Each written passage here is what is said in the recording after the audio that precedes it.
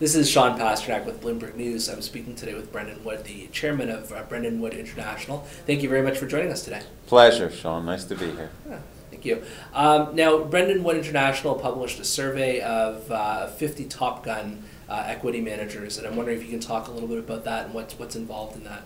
Okay, well, the constituency that we consulted to select these managers is really the clients. The selected money managers are in fact the clients of the audience. So it's a little bit of a reversal of the table. So our commentators, about 600 Canadian investment analysts, and what they're really being asked to do is to tell us or nominate the money managers on the street, the portfolio managers, as individuals who have both the influence, credibility, and expertise that they find most unusual in their day-to-day dealings.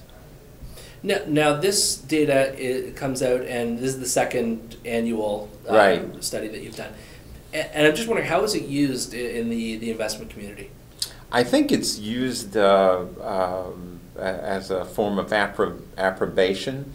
It's an opportunity for the sell side of the street to point to behavior on the buy side that is most constructive and valuable. So what sell side analysts are saying to us is, look, these are the individuals with whom we deal that we find the most productive and influential relationship. So in essence, it's the sell side saying to their clients, you're the most inspiring people we work with, you are best in class in what you do, you are kicking up the standards, and in a lot of cases the nominations we're getting are from sell-side analysts who are saying, you know, this is my toughest client, but I respect them the most. So I think it's an opportunity for the sell side to point to practices on the buy side that elevate the professional standard in the business. That seems to be what's resonating.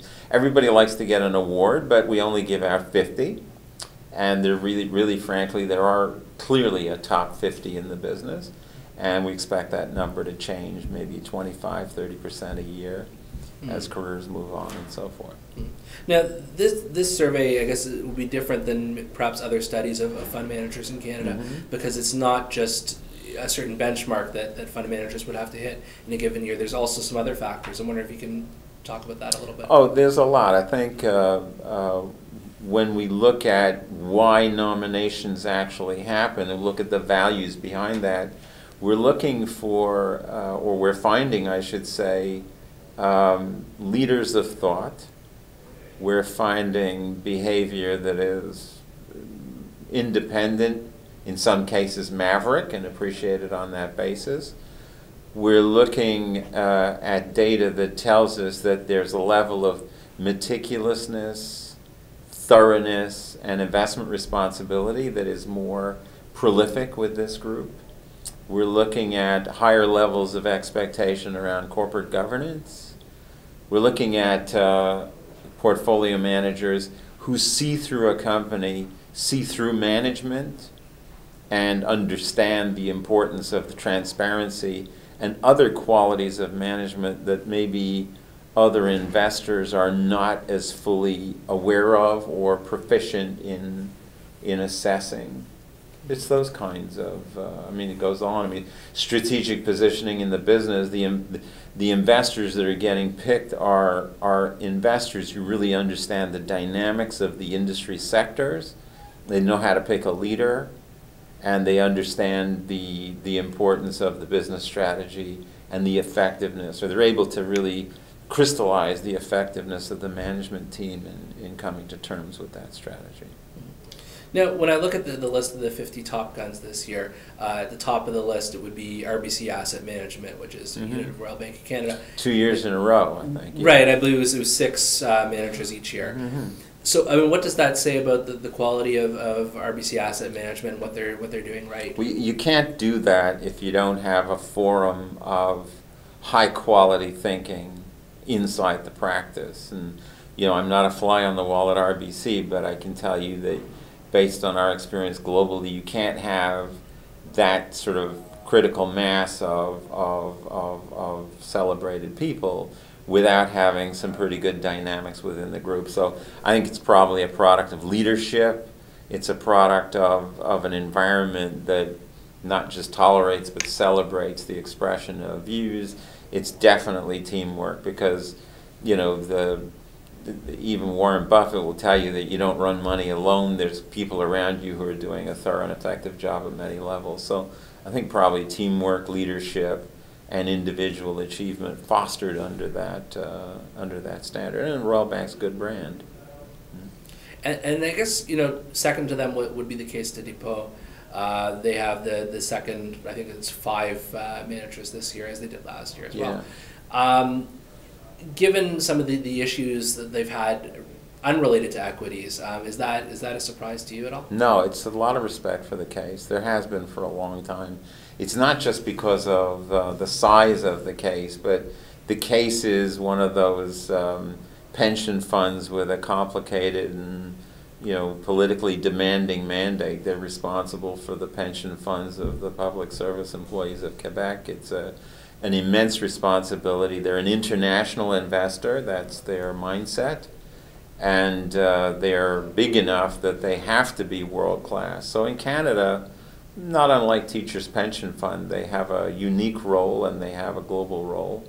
They're respected because on the equity side of the business, I distinguish the case, what we look at is only the equity side. We don't look at the other aspect. We look at the fixed income to some extent, but on the equity side is really where this particular study lives. And they've always had an outstanding brain trust, and none better than they have at the present time. And the same dynamics would have to prevail. You got to have great leadership to bring that about. Mm-hmm. Okay. And I guess just the last thing for any, you know, aspiring portfolio managers out there who want to be a top gun next year, what kind of things should they be looking for, just based on the experience of the analysts that you've been speaking to about this? Right. You'll notice that a lot of money managers really kick in when they're north of 50 years of age. So if you're in your 30s, you know, you can look forward to that, because you'll probably be a better manager at 50 than you are at 30. I think the key to being a good investment manager, from what we pick up in this survey and others, and our conversations with Top Guns, we pick up intellectual responsibility. You know, you can't teach integrity or assume that somebody's got integrity because they picked it up in school. That's an inner inspiration. It's a love of the facts and the truth, and you find that the really good money managers, the ones who get these accolades from their counterparties, these are guys and ladies who are very thorough, very meticulous, very painstaking, very thoughtful. They may be opinionated, but in a sense you always see them struggling to get the best set of facts they can, set opinion and passion aside, and make objective and reasonable judgments.